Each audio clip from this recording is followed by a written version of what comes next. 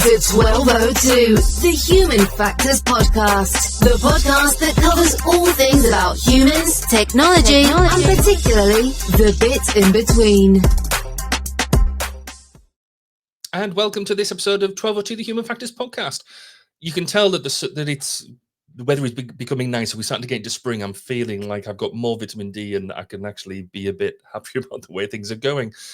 But today we sort of diving into healthcare activism, I think, is possibly the best way I want to describe it. Really looking into the healthcare sector and really getting a deeper insight into the Clinical Human Factors Group, or CHFG.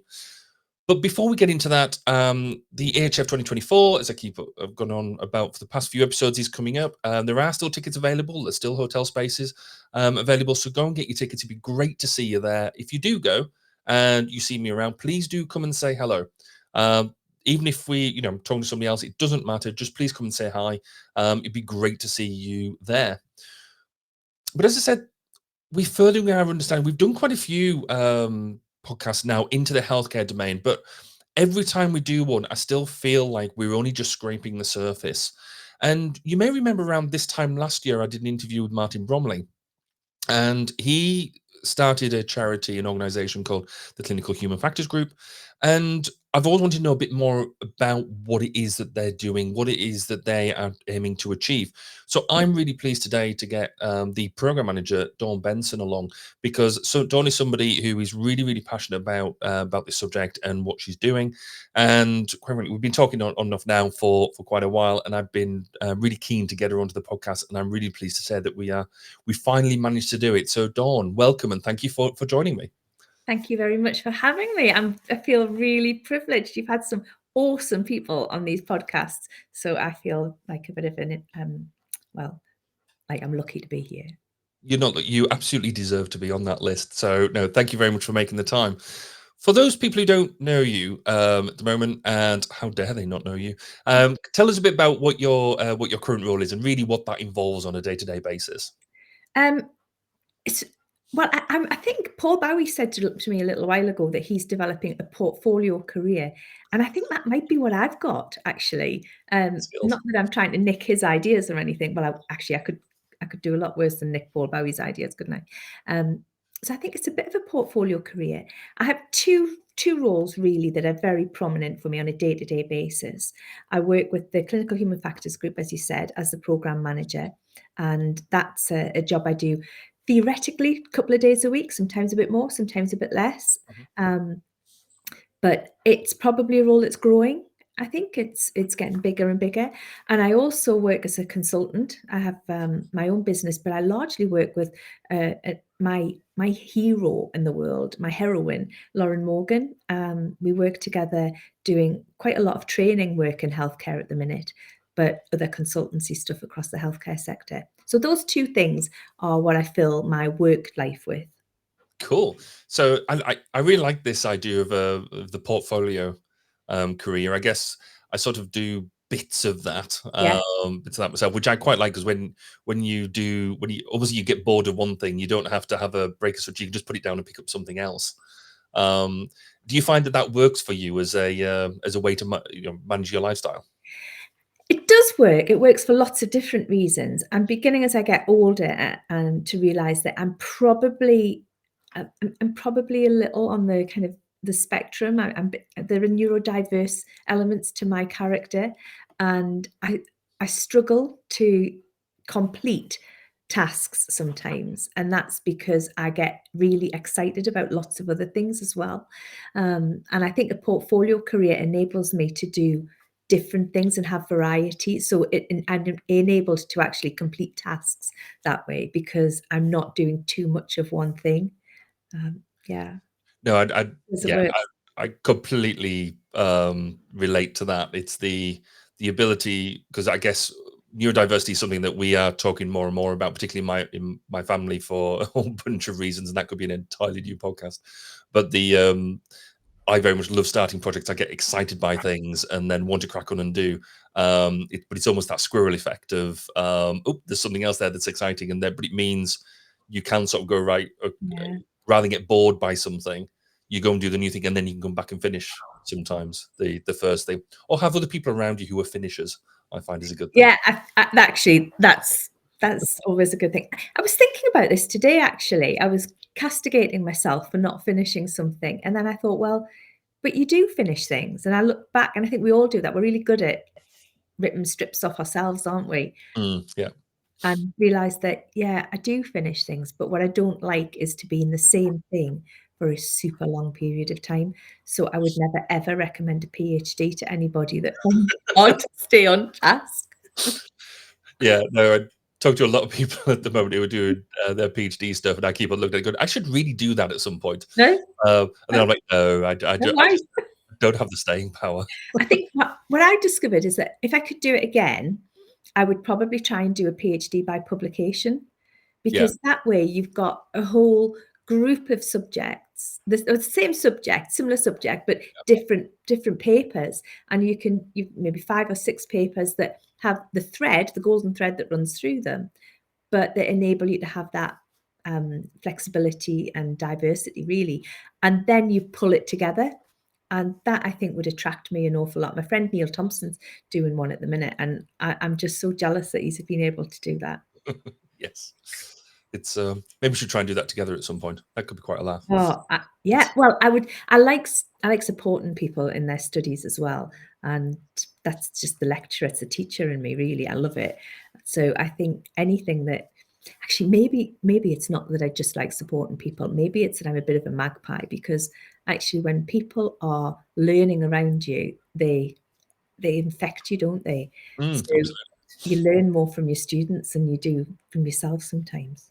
Well, you I guess it's almost you feed off their enthusiasm for what it is that they're doing. Yeah, no, I get that. Right, before we get into too much detail, then, how did you get involved in human factors in the first place? Because I mean, many people have different ways of coming across this. What was your golden moment when you found it? I think it's tricky because there are lots of things led to it. But that moment when I realized what it was I was in hospital. I was going to have my gallbladder removed, and I was terrified. I was shaking with fear. And I was shaking with fear because I was doing a PhD in clinical negligence, birth injury. Right. I'd started it, and I was very much aware of all the things that go wrong and how easy it is for things not to go well. And at home, I had, at the time, had 7 children, and one of them, Michael, has profound and complex needs from a birth injury. Right. So, the things not going well was probably very prominent in my mind. And all I could think was, I can't afford to die yet. I cannot afford to die because I haven't got everything in place for him. And I was really angry at myself that I didn't have everything in place. 10 years later, I still haven't got everything in place. Or 20 years later, I still haven't got everything in place. But I was so frightened. And the anaesthetist said to me, "Why are you so scared?" And I said, "Well, you don't really want to know." She said, "Well, I do. Go on, tell me." So I told her. And she said, "Oh, don't worry. I'm not going to lose my situation awareness." But of course, now I laugh at that. I saw Martin Bromley speak last week, and I thought, who's Martin Bromley? And okay, and I kind of clocked that and came away and checked out who Martin Bromley was, and was introduced to the conference series called Risky Business. Right. And Risky Business to me is just, I don't know how Alan Goldman managed to do it, but it's perfect. It was just, everything about it is what I needed at that point in time. And so as my recovery from my surgery, I sat and watched masses of Risky Business talks because they archived them all. And I started off with James Reason, Sidney Dekker, and really got into the whole world of safety science and human factors. And of course, I began to realize that human factors isn't really just the stuff that the anaesthetist was talking about. It was far more than situation awareness. But that's how I got into it, really. And my whole PhD changed as well, because I stopped thinking about the blame element and changed my focus from litigation as blame into something very different, into human factors piece. So it ended up being a PhD on birth injury and human factors. That's what got me into it. And that feels a very almost visceral way of finding it, of having it, just having that idea that almost more because of what you were doing, yet almost the outcome felt out of your control at that point. How did you cope with that? That's stark stuff, isn't it? You don't. I don't know if you do cope. We just become a version of ourselves that learns from our experience. Part of the work that I did around that looked at post-traumatic stress, because I recognized that many of the parents who'd been through birth injury experience had experienced post-traumatic stress, and at one point I started to realize that I was probably one of them. Yeah. But I don't know. There's a psychologist has a book. I know one of the questions you ask is, which books do you thumb the most? And it's not the one I thumb the most, but it's certainly one that I've looked at and recommended a lot, called what is it? I can't remember the title now. How bad's that? It's What Doesn't Kill Us Makes Us Stronger. And it really resonated with me, that understanding that you can't, and it all kind of plays into the idea that bias is natural. It's there with everybody, because your experience shapes your thinking, shapes your responses, shapes who you are. There you go. So talk us through your career then, because if you've gone and done your PhD at that stage, and you sort of found that what was life like before, like pre-PhD, and then how did you get to where you are now? So my career started. I had nearly 20 years in hairdressing. I was a hairdresser, and had my own hairdressing salon, and then had my first son Michael, who, as I said, was birth injured.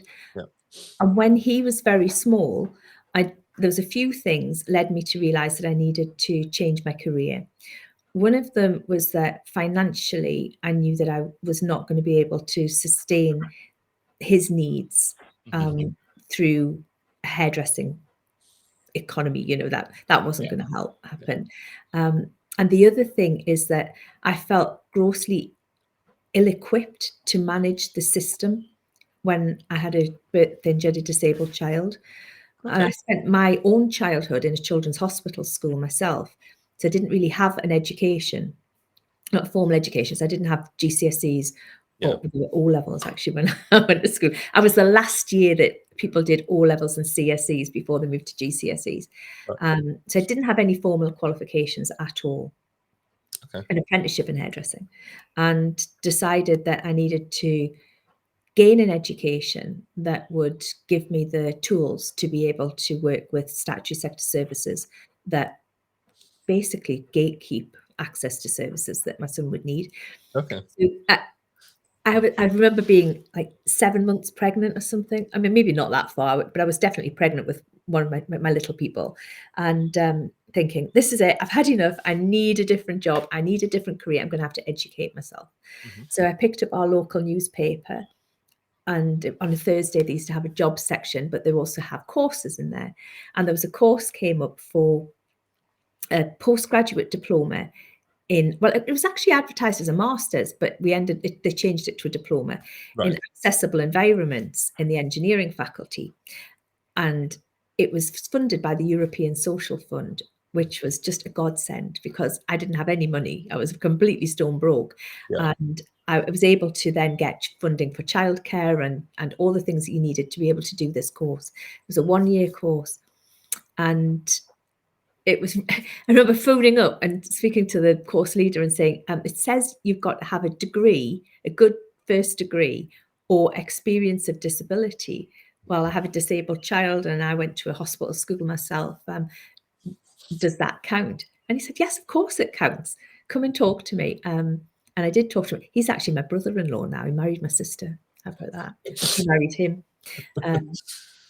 And so I went to do this postgrad was the first thing I did, which was really hard because I'd gone to this special school and wasn't really very literate. I mean, I could get by, and new maths and stuff I could just about get by in life, but only just. And then started the course and had to learn how to use a computer and all sorts of things. It was a real, thank God to the European Social Fund. It changed our lives dramatically. So went off and did this thing in accessible environments, which is very close to ergonomics in lots of ways. There's a lot in that course. And I think being in an engineering faculty really got me into that mindset. But part of the course was disability. So we looked at the social model of disability and disability equality training. And at the end of the course, one of my lecturers who taught that particular module called me and she said, "Dawn, do you want a job?" And of course I said, "Well, do you need a haircut?" And she said, "No, somebody needs a researcher." So I ended up working at the university as a researcher, and then I did a degree after that. So I did my postgrad, and then I decided to do a degree because I figured I was okay, but I couldn't really write. And my professor that I was working for kept saying, "You need to do a PhD." And I thought, I can't. I need to learn how to write properly and read properly, because I really struggled to analyze material. So I did a joint honours degree. One part of it was disability studies, which is sociology, and the other part was child development, well, care and education of very young children, which again is a sociological piece of work that encompasses education, social care, health, and developmental psychology. Cool. So did those things, and then did a PGCE to learn how to teach. Okay. And then a PhD, and I think that may be it, something like that. And that's it. So how did you get from the PhD then to what you're doing now? So I was coming to the end of the PhD, and at that point in time, one of the things I did when I was studying is every time I read something that I really liked and thought was relevant, I was really cheeky, and I used to write to the authors and say, "This is what I'm doing. I love this bit of your work. How do you think what I'm doing fits with this?" So I'd ask them questions. And you know, the thing I found is that the ones who hadn't written very much would probably not respond. But those people that are really famous in the field were just so generous with their time. They became like this lovely world of supervision. And that opened a lot of doors. And not just the academic people, but people like Martin Bromley, who I'd contacted through the CHFG, and Alan Goldman, who at the time he was with Great Ormond Street, and he was running the Risky Business conferences. And when I finished the PhD, they gave me a slot to speak at Risky, which I remember looking back at the video and thinking, oh my days, that was awful. But they were very kind, and they gave me that, and it helped give me that kind of introduction to people. And also I did a big slot for the Clinical Human Factors group in one of their, well, several of their conferences. But the one that really did it for me was a small one at Loughborough. So Clinical Human Factors group did a seminar day or conference day at Loughborough. And that's when I met Lauren Morgan. And she has been like the most important person in my life. She's been that mentor. She would absolutely blush, and she'll hate to hear that. But she inspires me every single day. And she is the one that's guided me, I think. And yeah, that's how she took me to work at Oxford at the Patient Safety Academy. So I moved from teaching disability studies, which is what I was doing at Northumbria, and a little bit of time at Aberdeen as a patient safety fellow, and went to Oxford with Lauren and the team at the Patient Safety Academy. And from there, went to the Healthcare Safety Investigation branch as an investigator and head of education, where I established the education function. So that's kind of how I got into the world of human factors. Yeah. And healthcare. It's always been healthcare specific. Yeah, you can definitely see that thread, that golden thread, all the way through.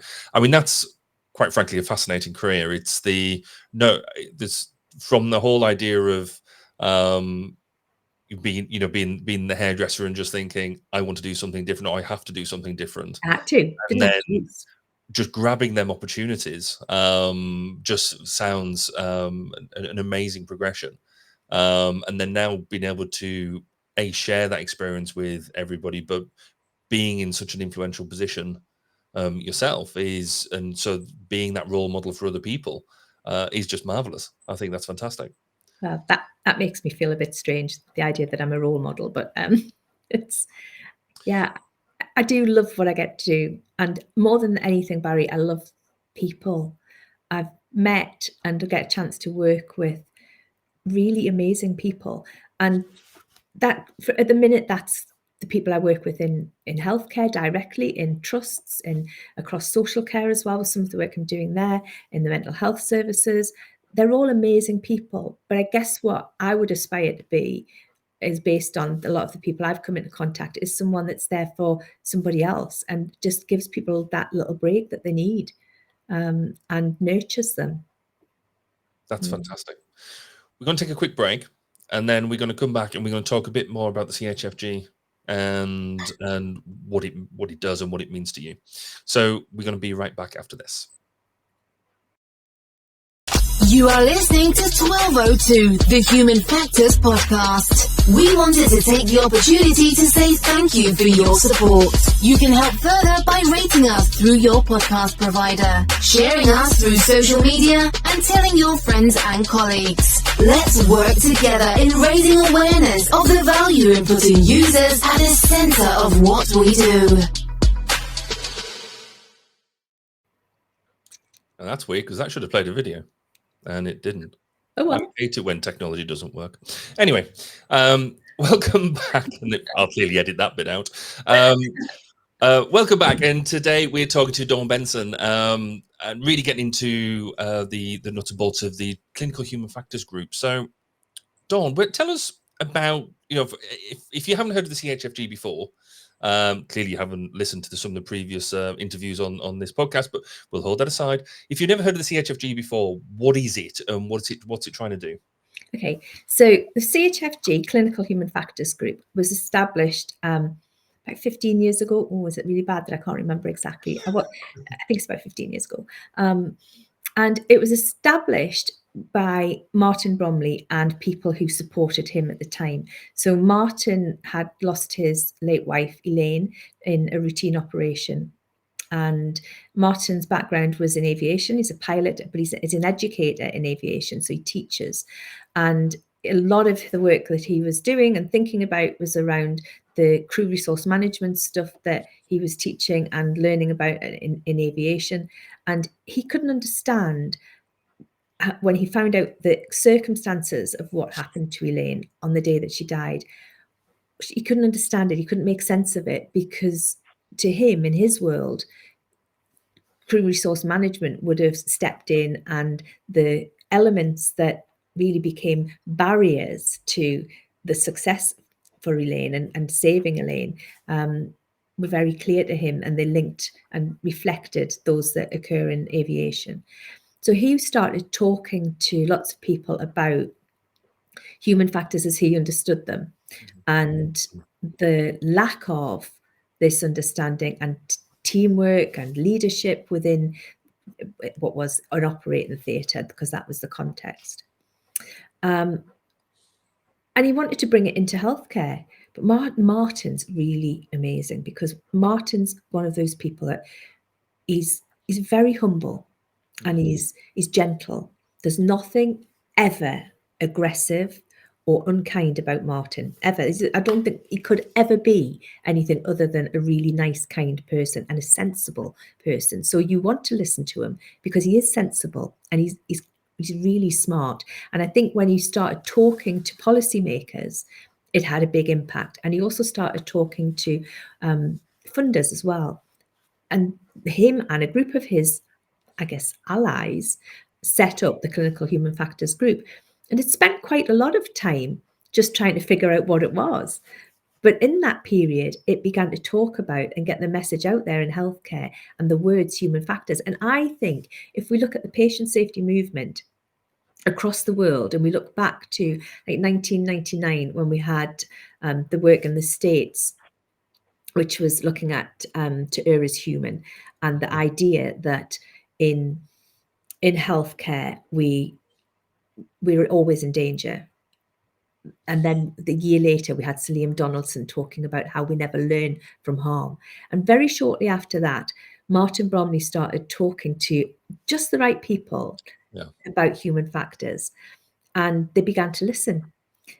And clinicians had started to make sense to them. There were a lot of people from the anaesthetic sort of world and theatre activity. And we still now, I think at CHFG, have a lot of dominance in acute medicine and are working towards mental health and primary care and social care as well, and those messy interfaces between them.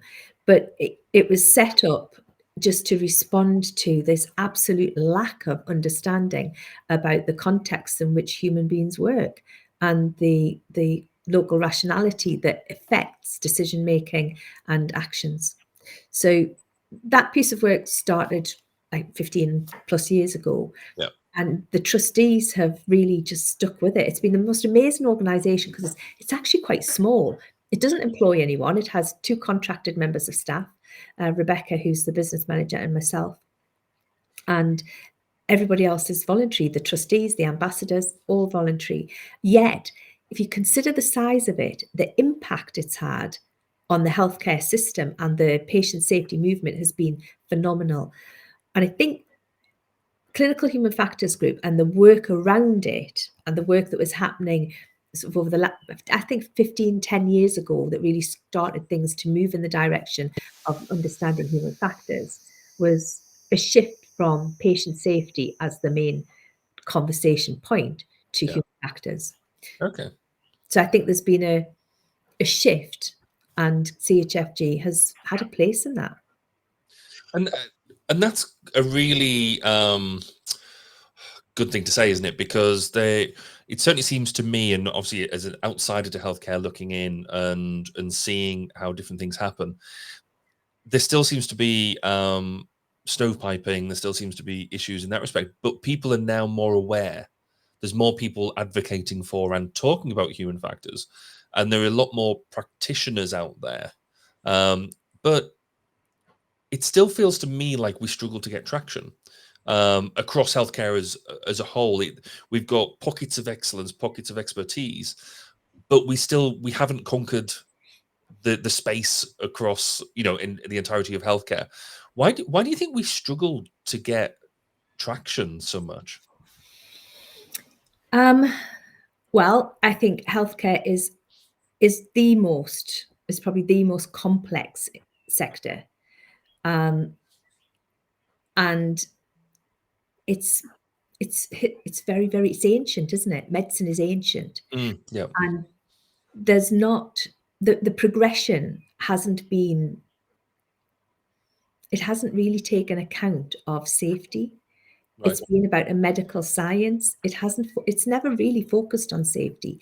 Even now, I talk to boards and they want to understand safety, but they want to understand it because they have to be accountable, and they have to have oversight, and they have to be able to account for what's happening. But I'm not sure that they're doing it because they want to be safe and because they want to improve. And they do, but it's kind of like a byproduct. So I think in healthcare, we're not driven by safety metrics. We're driven by other metrics.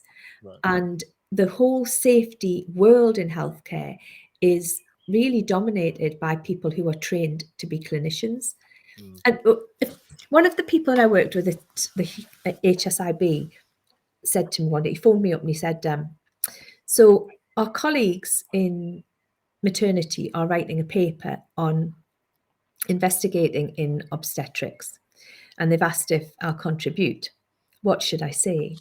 And my response was, go and tell them that you're writing a paper on obstetric medicine and ask them if they'd like to contribute. And it might seem a little facetious, and it's not intended to. It's just that we've got a whole industry of health professionals who are trained to be health professionals. They graduate as health professionals and they're very good at it. Yeah. They're incredibly good at it, but they're not safety scientists, and they're not human factors practitioners, and they're not professional investigators. And I think this is where the problem lies. we even recently, I remember having a conversation with NHS Resolution. They advertised a role, and it said that it was a director's post, and it said it had to be for someone that was clinical, and Right. there's no justifiable reason for that. So even the safety elements in healthcare have still the jobs are often advertised as clinical, and it means we've got to bring clinicians from having a degree in nursing or radiology or physiotherapy or medicine or whatever it might be, and quickly turn them around into something that they're not. They'd end up doing a master's, and master's is great, and it's, I definitely would promote anybody to do a master's in safety science or human factors, but it doesn't give you the same level of the same foundation that a degree does. Yeah. And the practical experience. I think that's where it is. We don't respect safety the same way. I do find it ironic almost. I think I've said this before, where for an entire discipline that is all based around making people better, we don't look at the safety of them people. We don't, we don't focus on their outcomes in anywhere near the same way as we do in different areas. Is that the wrong opinion to have, do you think? Or So I think that the people on the ground, the practitioners, do. Yeah. Absolutely. Their focus is they want to keep their patients safe. They want the best thing for their patients. I think it's not the clinical staff. It's the system that's the problem, as it would be. It's the fact that we don't award, we don't have the roles. We still, CHFG are trying to promote employment of human factors practitioners in roles in healthcare settings. But Steve Shorrock's talked beautifully about this lots of times. They're out there on their own. They're the lone practitioner. And actually, that's not a comfortable place for anybody to be. You spoke to Fran Ives recently. And Fran talks about having great support from her manager, but being the only ergonomist on the team. And that's not a comfortable place. So I think that healthcare practitioners are focused on safety and they want the safest and the best outcomes for their patients, but they're not given the tools to enable that. So here's an example. When I was doing an investigation a few years ago, I went into a ward. I wanted to know where the insulin was stored. Right. And I wanted to know where the insulin was stored because a patient had been given 5 times the overdose, at least 3 times. So they'd been quite poorly. They recovered, but we wanted to understand more about what was happening. So I wanted to know where the insulin was stored, and I wanted to know where the needle tops that go on the end of the pen devices were stored as well, and said to the nurse, can you show me where it's stored? And we went into a dry utility on a ward, and she said, I'll just check in the Omnicell. So an Omnicell is this beautiful, big, swanky sort of storage for drugs, and you go to the computer and you type in what you want, and it does a stock check, so it manages the stock to tell the pharmacy when they need to replenish things, etc. And she said, I must remember left is right. She literally did this. I must remember left is right and right is left. And I went, pardon? What do you mean left is right and right is left? She said, oh, it doesn't matter. It's just the insulin stays in one of the bench-sized fridges, not the Omnicell. And the left one is the right one and the right one's the left one. You've got to explain this more to me. She said, well, when they put them in, it tells the Omnicell that the right fridge has it in, but it's actually the left one because they got them in the wrong way around. But that's okay because we know that. Like, oh my days, Wow. That's fine as long as you know it. Yeah. And then when I went to talk to the medical director about it later and said, by the way, we've got an issue on this ward with the fridges. He said, I know, that's all right. We're going to change them tomorrow. My response is, no, you can't just change them. If you do that, everybody thinks the left's the right and the right's the left. But actually, it's tricky, isn't it? Healthcare has all the very best of intentions, but unless they have the scientists there that help them do it, it's a bit like when the CQC are coming in and suddenly these dry utilities get all tidied up and people start putting red tape so they can say, well, the potassium products are underneath the red tape. But actually, nobody knows that that's what the red tape's about. Only a few people that are there the day that the red tape goes on because there's no standardization to it. And so everybody's doing their very best to make it safer, but the unintended consequences, because they're not they're not experienced and they're not trained in that area is problematic. So they're doing the best they can in the face of extreme adversity in most times. So who are the key stakeholders then? Who are the people that because we've got the human factors practitioners in different, as you mentioned, like people like Fran and things like that in different areas. They can't do it on their own. Who are the key stakeholders that we should be trying to influence, that we should be trying to engage with? I think it's right across the board, all of the different agencies. So having worked in what was the Healthcare Safety Investigation Branch, now the HSSIB, I spent a lot of time there trying to help the senior team recognize the need to take a systems approach. They talked about it, but didn't do it. And that's because there was a lack of knowledge. And I think it's taken a long time to get that embedded into that organization. And that organization was set up with the intention of taking a systems approach. Okay. So I think there are the bodies like the HSSIB are important. They need to be sure to be doing that. And I think largely they're moving in that direction now. But the regulators, PSURF has been massive for patient safety.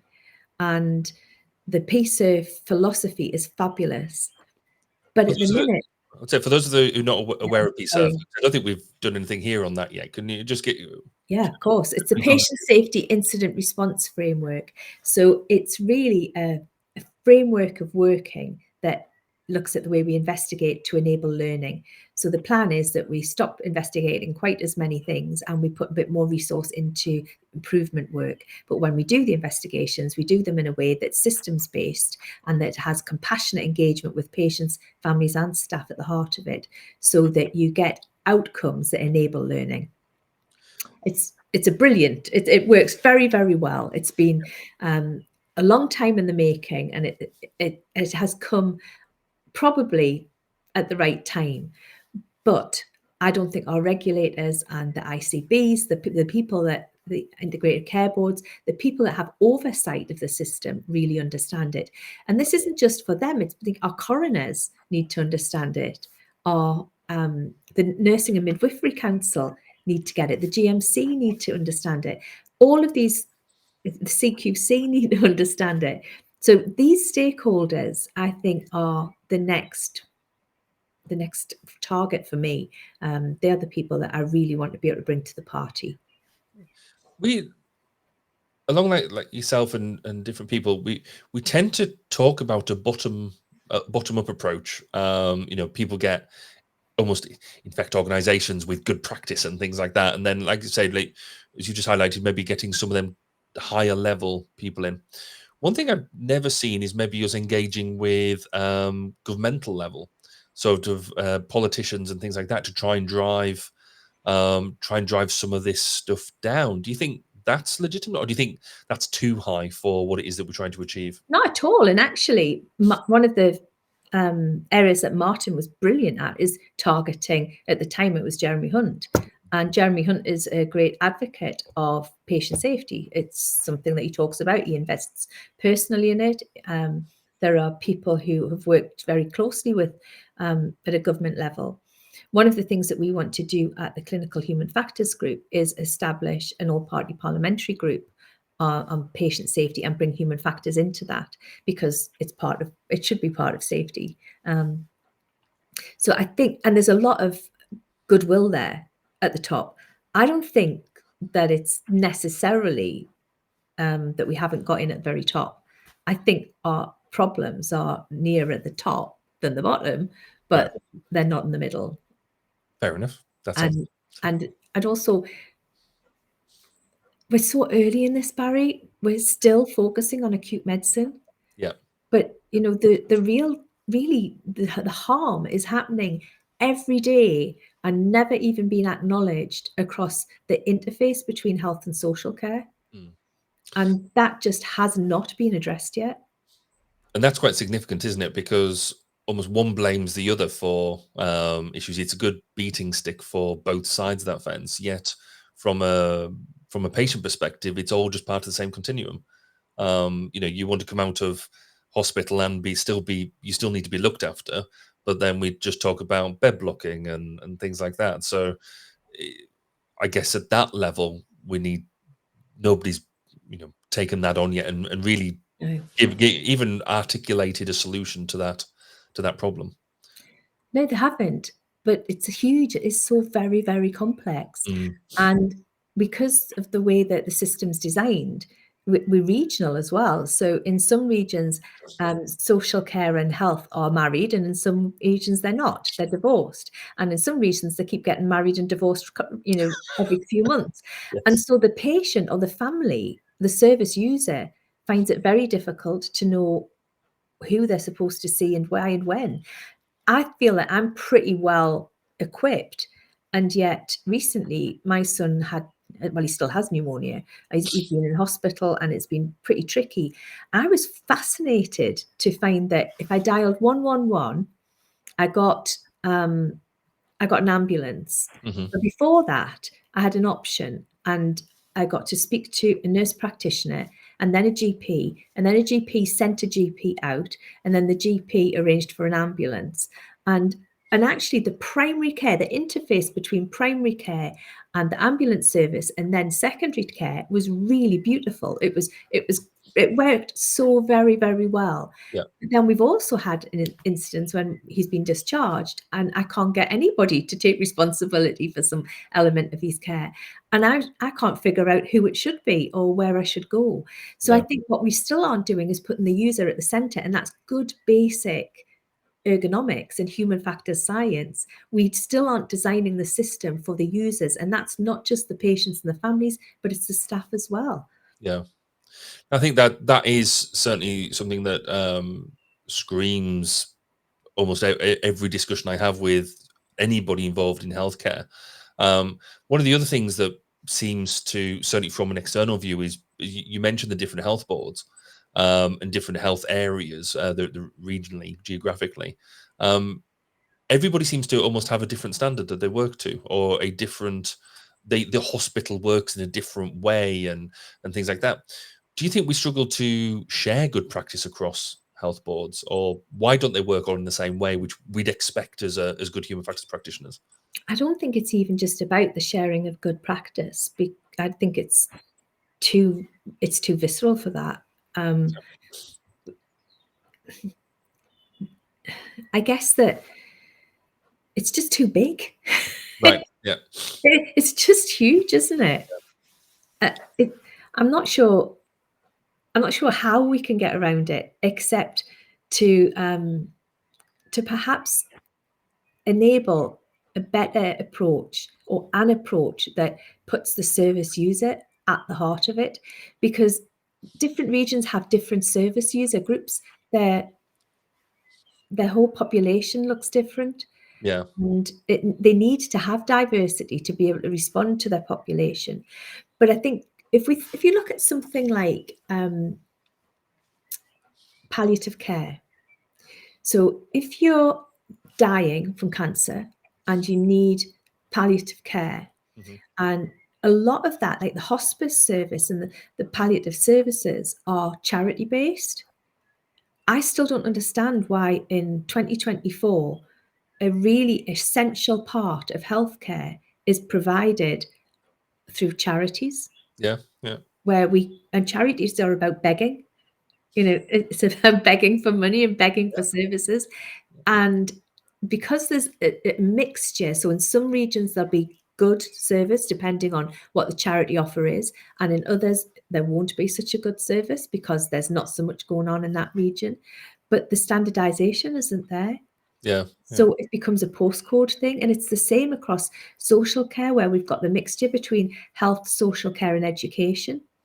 If you're a parent of a disabled child, then you have to learn all about this education healthcare plan, which isn't just about their access to school and education, but it also can be about access to speech and language therapy, physiotherapy, other kind of mental health therapies. It's no wonder people need to go to university to learn how to actually figure the system out. And even then it changes every 5 minutes. I was going to say it seems to be constantly evolving as well as our, the growth in mental health provision as we better understand mental health needs, etc., etc. As medicine gets better, as technology evolves, you're right. You can't stand still. But if we had human factors practitioners in the design stage, the design of services, and because then they'll make them more holistic, they'll make them more inclusive, then become more participatory. I don't understand why it's such a chew, why it's difficult, actually. Yeah, well, yeah, no, that's true. I just don't want to accept it. That's fair enough. So, looking at the CHFG, then it's like I say, it's doing a lot of work now. It's still involved in acute care and clinical care and things like that. That's kind of where its focus is. Where do you want to see it go in the future? I think it started this, and actually we've just got a whole new group of trustees on board. We've sadly lost two of our, well, actually quite a few of our trustees for different reasons. But we've got some new ones, which is great, and they are brilliant. I can't say who they all are yet because they're quite out there, but there's some really exciting names in our trustee group now. And I think that we are moving in the direction that I personally would like to see it move in. But I'm the program manager. I'm there to do the bidding and the work of the trustees. And I think the trustees have got a really good firm grasp of what needs to be done and what the sector needs. Listening to the new people coming forward, they've got lots to offer.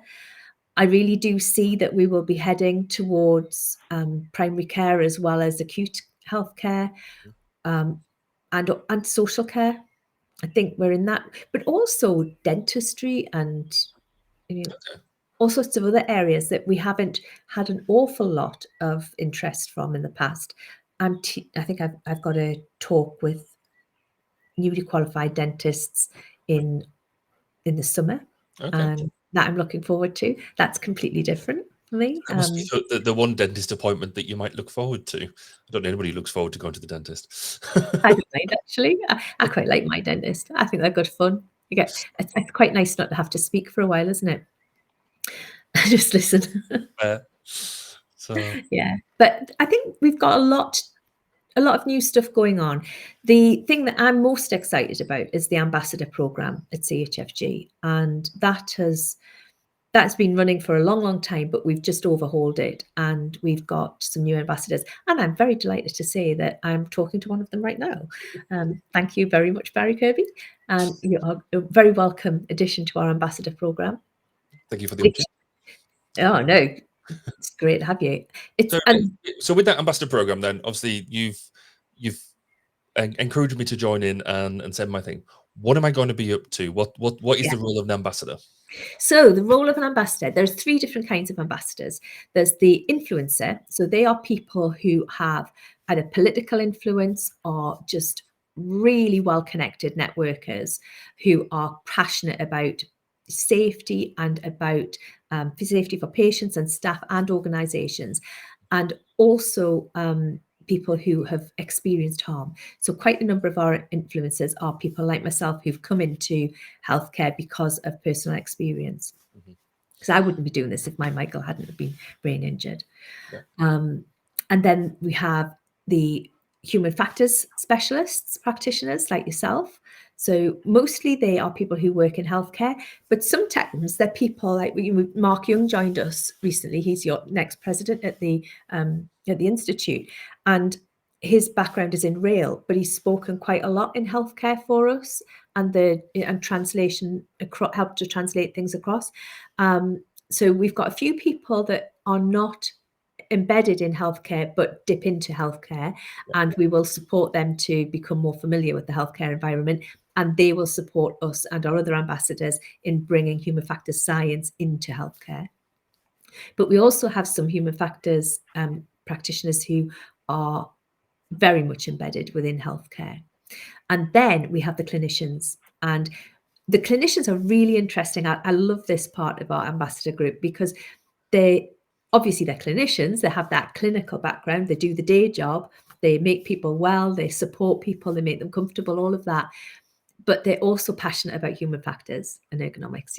They've got quite a good, strong interest in it and knowledge. And many of them have gone on to study it and do masters, but sometimes they align as clinicians and sometimes they align as ergonomists. I was talking to a surgeon the other day and he said, so which am I? And I was like, I don't know, but whichever one you want. You can be either, because you're both. You do both. So as an ambassador, you fit into one of those groups, and you will meet twice a year with your fellow ambassadors. One of those times will probably be in person and one virtually, where we do a little ambassador conference and we talk about what CHFG is doing, what projects we've got going on at the minute, and we might hear any kind of new ideas or look at things that we think we need to do from a governance point of view that's supportive of the organisation. But the idea is that you are there to represent CHFG, and you might well be asked, because you're in Wales, aren't you? I'm in Wales, yeah. So if there's someone calls us and says, we've got a conference coming up and we'd like someone from the CHFG to come and talk about human factors and what you do, then I'll be saying, Barry, can you go and do this? It's on your kind of area. Will you have a look and see what you can do there? But you might also get involved in a project. So there are ambassadors who are available to go into hospitals with me, or into social care environments, or hopefully into primary care, which is where we're heading towards. And when we're asked to come and look at a conundrum, so we've got an organisation recently that contacted us and said, there's something that's really becoming problematic for us. We're not understanding it. We could do with some human factors support. So we're going in to help them to understand that and provide some human factors guidance. Susie Broadbent, who you've interviewed, was it about a year ago, maybe a little longer actually. She and I spent a couple of days in the Royal Barts recently, doing conference for them and running some workshops. So we do that kind of thing. As an ambassador, you may well be doing that. You might be writing papers or casting an eye over something that other people have written, or contributing to something. There's so many different opportunities for it, and you get a chance to mix with other people who maybe aren't, from your point of view, an ergonomist, but they have a lot of experience in healthcare. And I know that's a passion of yours, so you'll enjoy that. Cool. I can't wait to get stuck in. It sounds really exciting. I'm really excited about it, actually. Cool. Thank you for taking the time to give us that insight into CHFG, but also it's been a really fun discussion in terms of just learning about human factors in healthcare, but from that broad perspective as well. I think that's been fascinating. We're going to take another quick break, and then we're going to come back with the to ask you the final three, all about you. Thank you. Before Barry gets to the final three, my name's Nick Rome. Let me tell you about this. Technology in our world is evolving at a phenomenal pace, and keeping up with what that means in the human factors world can be challenging.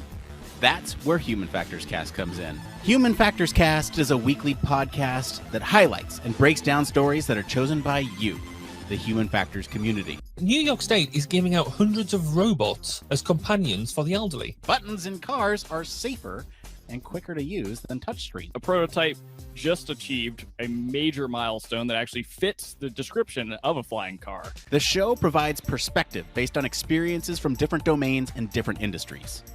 We even cover some of the hottest conferences in the field. On this episode, we're recapping EHF, Ergonomics and Human Factors Conference, Neuroergonomics Conference, Human Factors and Ergonomics Society, UXPA International. Join me, Nick Rome. And me, Barry Kirby. Every Friday morning when Human Factors Cast drops on YouTube and your favorite podcast directory. And remember, it depends.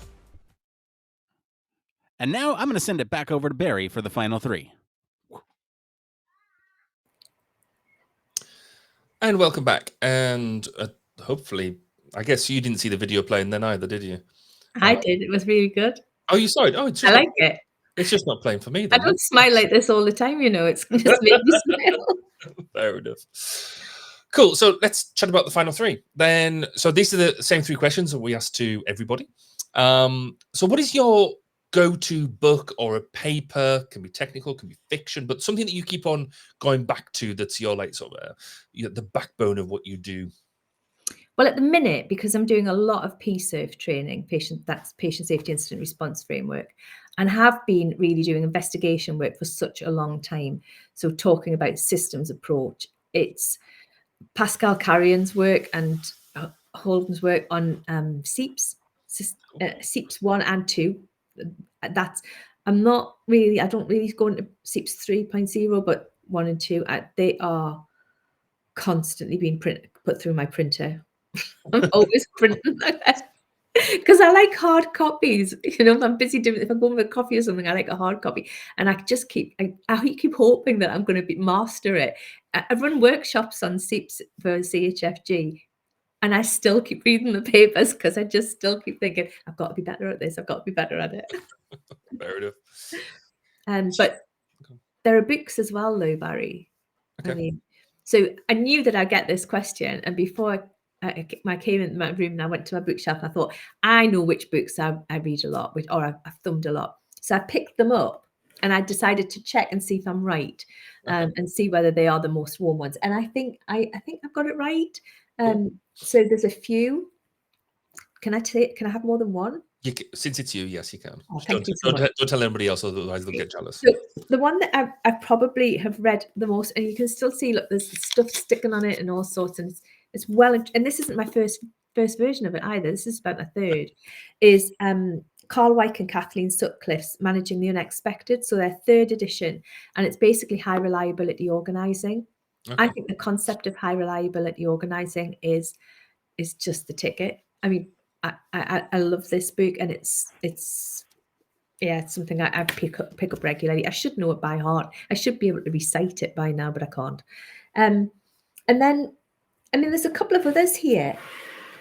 Levison's Engineering a Safer World. That's a popular one for me.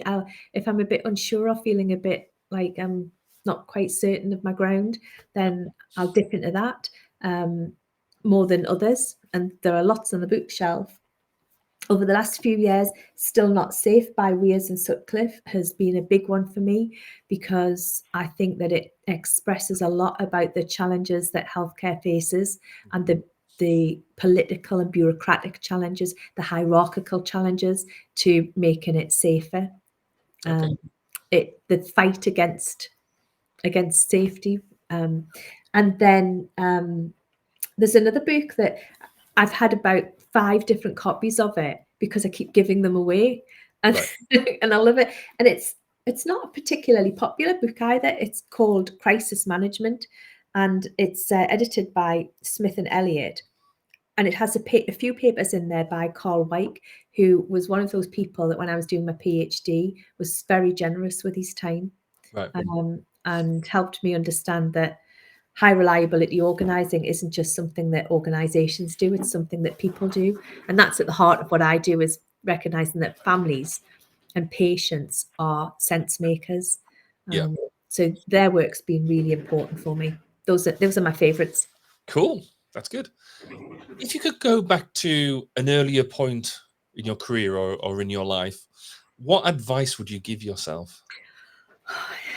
Well, there are so many bits of advice. I think to take opportunities and not have any regrets. Never put yourself in a position where you think, I really wish I'd taken that opportunity and I'd done that. Try, because actually, unless you're going to harm somebody, just try. Don't miss an opportunity. There are loads of other things I'd like to tell myself as well, and to need to tell myself to be more confident. Now and again, I get little bursts of it, but I seem to do it in an awkward kind of way that never feels quite right. I could relate to that a lot.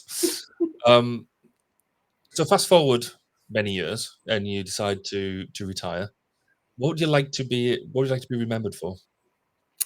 So I don't know. I think that, I'd love to be remembered for greatness, but that's not going to happen because I'm not great. But I'd like to be remembered for being, I don't know, I'd love to be remembered for being kind and funny, but I'm fairly kind, but I'm not that kind, and I'm not that funny either. So I'm not going to be remembered for things I'd like to be remembered for, but I think probably the thing that people say about me, and so I'm likely to be remembered for, is the making connections. Mhm. I like to connect people, and that's probably it. I think you are very kind and very funny as well. So don't you. put yourself down. Dawn, it's been an absolutely fascinating hour of having this discussion with you. I've thoroughly enjoyed it. If people want to get in touch with you, what's the best way of them doing that? There's so many ways. Do you know, I've got like 5 email addresses at the minute. Diaries on the go at once. I've reverted to a paper one. The Clinical Human Factors group is probably the easiest way to do that. So I'm just Dawn at chfg.org. I am on LinkedIn. I'm useless with things like Twitter, and I can't remember. I've got Twitter accounts, but I don't even know how to get into them anymore. Hopeless I am. I need somebody to help me with that sort of stuff. But I think through the Clinical Human Factors group is probably the best way to do that. Fantastic. Yeah. No, that's brilliant. And if you want to get in touch with Dawn, feel free to come through us as well, and we will definitely pass you forward. Dawn, thank you ever so much for your time. I really appreciate it. And I think everybody else listening to this will appreciate it too. And thank you all for listening and watching, and however you're consuming this episode. Do comment, do share, tell your friends, tell your peers about what we've been talking about today. If you've got any questions, comments, please do put them where you find this content, and we will endeavor to respond and get back to you and just ignite that conversation. And hopefully we will see you on the next episode.